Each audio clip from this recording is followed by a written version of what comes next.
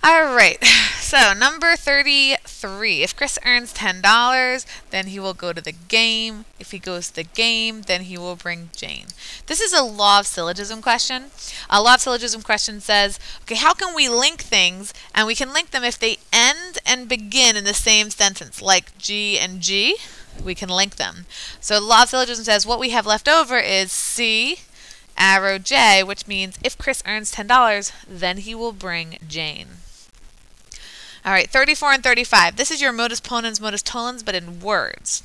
So it says if a triangle is equilateral, I'm going to use an L, then it is equiangular. I'm going to use an A for that. We now know that triangle ABC specifically is equilateral. Modus ponens says if you match the hypothesis exactly, then you can have the exact same conclusion, A, which is that triangle ABC is equiangular. If Sally studies for a test, I'm going to say S for studies, then she will pass.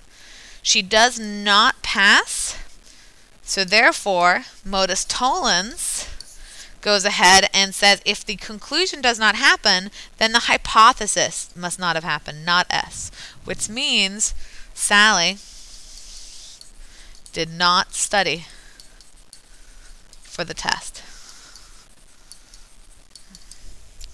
All right, moving on to number 36.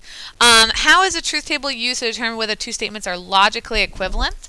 And logically equivalent really means that they have the same truth values, or basically the same outcomes. Now we can find out a statement's truth values by looking at the last column. So we're going to compare the last column for each statement.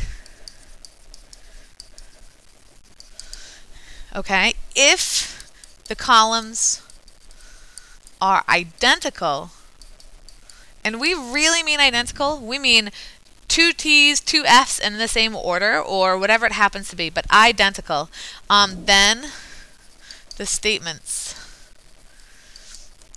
are logically equivalent.